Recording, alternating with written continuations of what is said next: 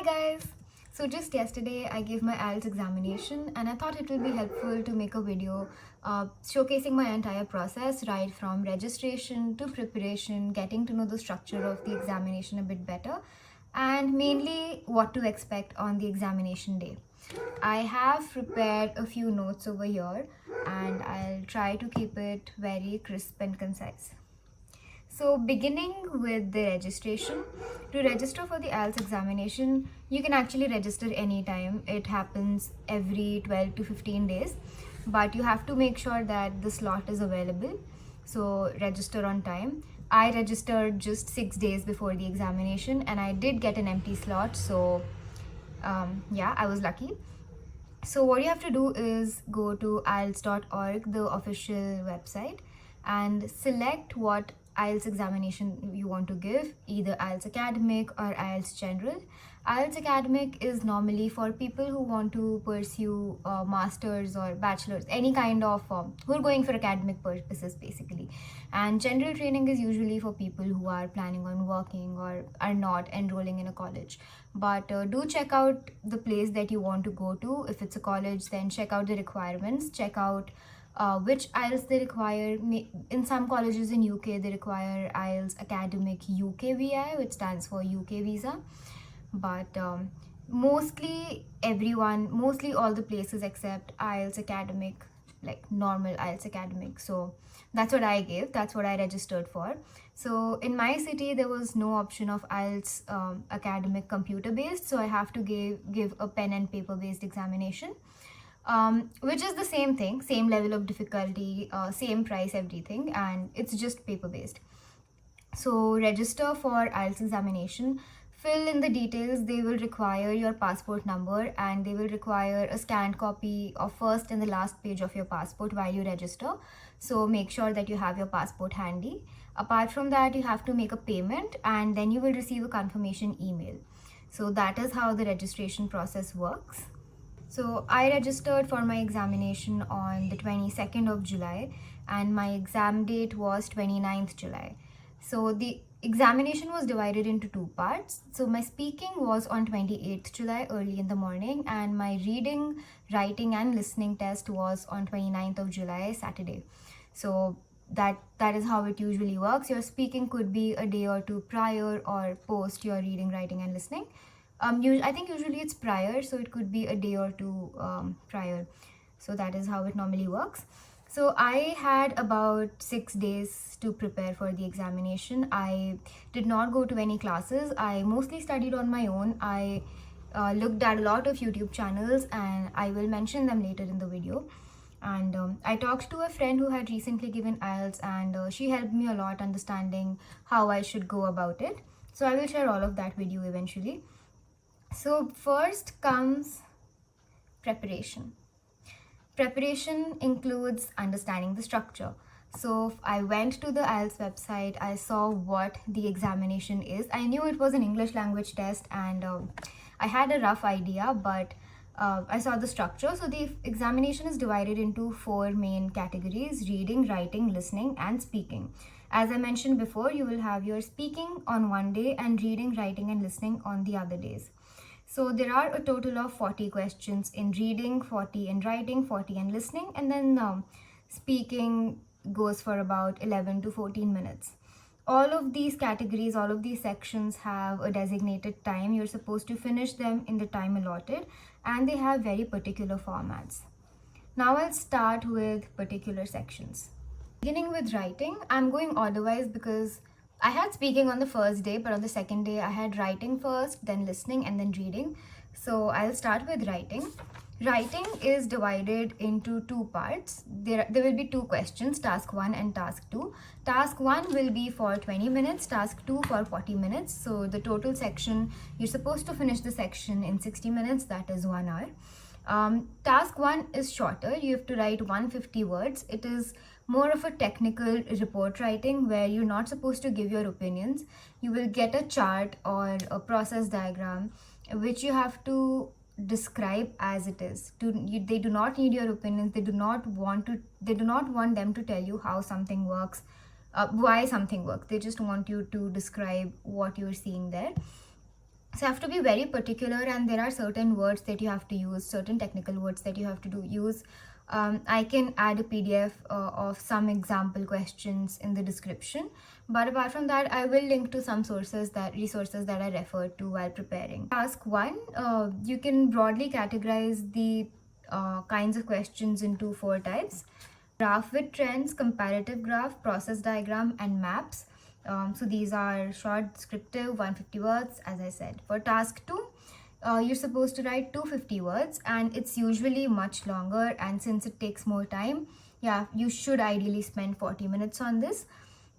And it also carries more weightage while carrying your correcting it, while grading it. So also in task 2, you're supposed to think. They will give you a prompt, one line, and then you're supposed to give your opinion or build a discussion. It comprises of 3 parts: introduction, 2 to 3 body paragraphs, conclusion. And all of this requires you to write your opinion. These can be categorized into 4 parts, which is opinion based, discussion, advantages, disadvantages, and problem and solution. So that is what basically writing is. Coming on to second, listening. So listening, it's actually super simple. For listening, they will play a recording, and there will be 4 recordings in total, and you'll have to answer 40 questions. This should be about 30 to 40 minutes long, and the recording is pretty easy to understand. Like, the pace is good, the pace is slow, and the audio is usually very clear. So there's not a problem, like the accent is not a problem and the speed is not a problem. So listening is very easy. I personally did not prepare for listening at all. I just saw a sample on the IELTS website, and I was good to go. So the best part is all the questions in listening are in sequence, so you just have to be very attentive, focus on the audio, and just follow through the questions.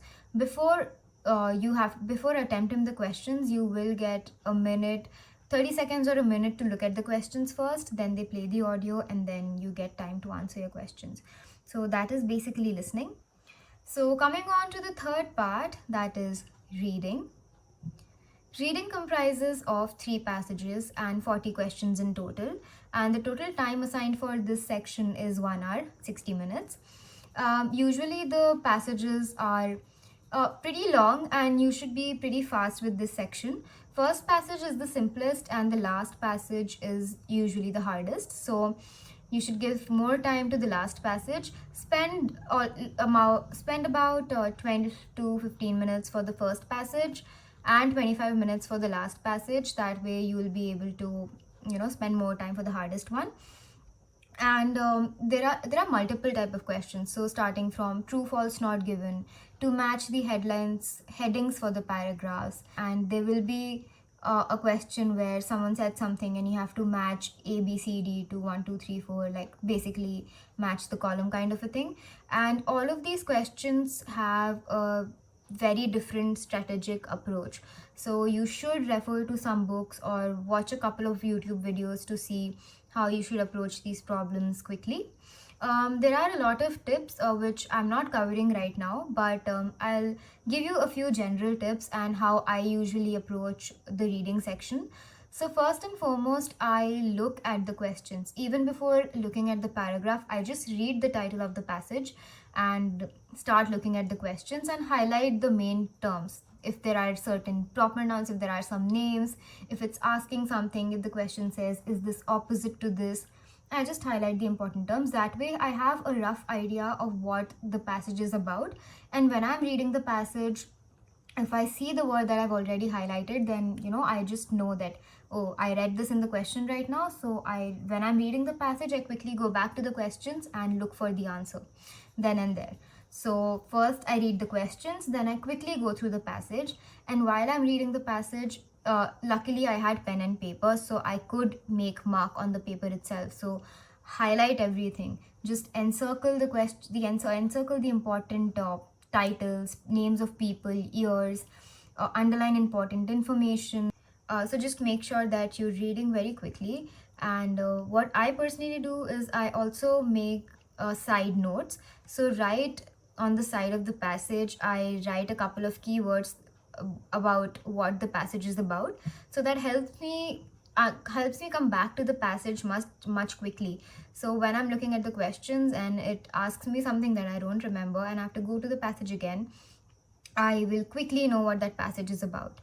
Most importantly, these passages require very close reading. So you have to be very attentive and very focused throughout this section, because the questions are obviously paraphrased. So just because you see a word in the question and you see a word in the paragraph doesn't mean, oh, this word is here, this word is here, so the answer is true or the answer is this. No. The answers are, a lot of times you have to read closely, a lot of times you have to read a line before and a line after that to get a clear understanding of what the passage is trying to say. But it all comes with practice. You have to practice a lot. Practice as many passages as you can, and keep a timer on, keep calculating your scores. And it's actually not that tough, it's just be very attentive while you're attempting this section. So that's about it. Now, the fourth part, that is speaking. So speaking will usually happen a day or two before your reading, writing and listening happens. So speaking is generally for about 11 to 14 minutes, and it is pretty simple. It is divided into three parts, not exactly, but just the way the questions are structured. So in the first part, they will ask you questions about yourself, your name, where you're from, general questions about you, or your hometown maybe. The second part is where you have to prepare a little 1 to 2 minutes speech, and so they'll give you a topic and they'll give you a pen and paper to make notes, where you can jot down some points for a minute, and then you have to speak for a minute or two without any interruption. And the third part is where they'll ask you more questions, more general questions about your topic for your part 2. So that is what speaking is about. And yeah, I prepared for speaking. I looked at a lot of YouTube videos, I looked at a lot of YouTube shorts, in fact, just scrolling through YouTube, and I will mention a couple of people that I referred to, that you followed on YouTube. That really helped me, because this section you have to be very formal, and whatever you speak has to be very structured. Not that you should be conscious of speaking, but the way you should be aware of how you are being scored. So you're being scored on your fluency, your coherency, vocabulary, grammar, and there are a couple of bullet points that are available on the IELTS website. So go through them and just make sure that you practice speaking at least a couple of times before the examination. Finally, what to expect on the test day. So I will tell you about my experience. So I had my speaking test on 28th of July, that was day before yesterday. So I went there I think 30 to 40 minutes before my allotted time. My time was 9:40. It's usually in a hotel. So I went there with my passport, and some people usually require to carry a photocopy of their passports. You'll get an email regarding to that a day prior, so make sure you check that and just keep a photocopy ready in case, just to prevent last minute hassle. So then I went to a registration desk where they took my passport, took a picture of me, took scans of my index finger a couple of times, and my registration was done. I did not have to wait much. Then I directly went in for my test, where the test went pretty well, and there was this a lady who took my test, and it was very formal right from the moment you enter the test.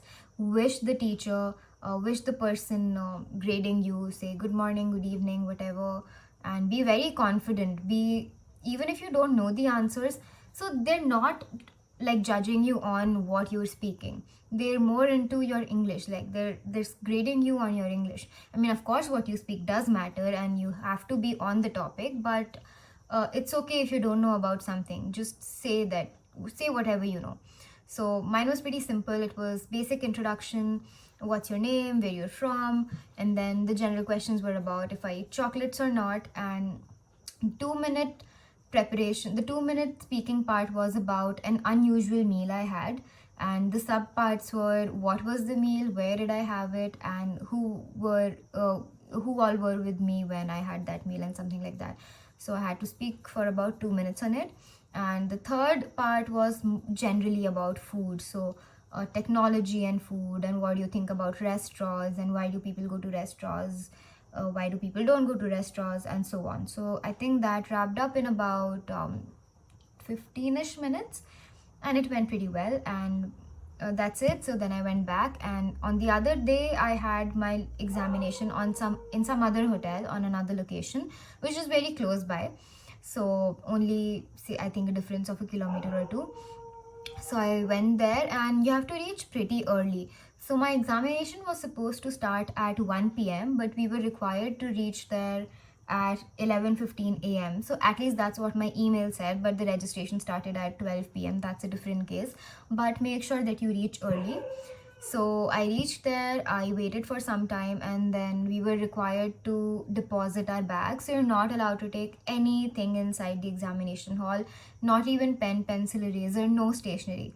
In the examination, they will give you a pencil, a sharpener, eraser, and a pen, and a little bottle. So you're also not allowed to carry your water bottles. So it's better if you don't take any, just so that you don't have to deposit your phones, wallets, everything, and they can get lost. So I mean, nothing like that happened with me. I'm just, just be cautious. So we deposited our bags, and then they checked us, through a metal scanner very quickly if we had something on us. We went in. The sequence was, I mean, you already have a candidate number. So before entering the hall, also, I think they took my fingerprint scan once. And all you have to take is your passport, and remember to carry the printout of the email that you get on booking confirmation, both on speaking and the writing day. So take out 2 copies. Take 1 copy with your passport on the first day, and 1 copy on the passport and the passport on the second day.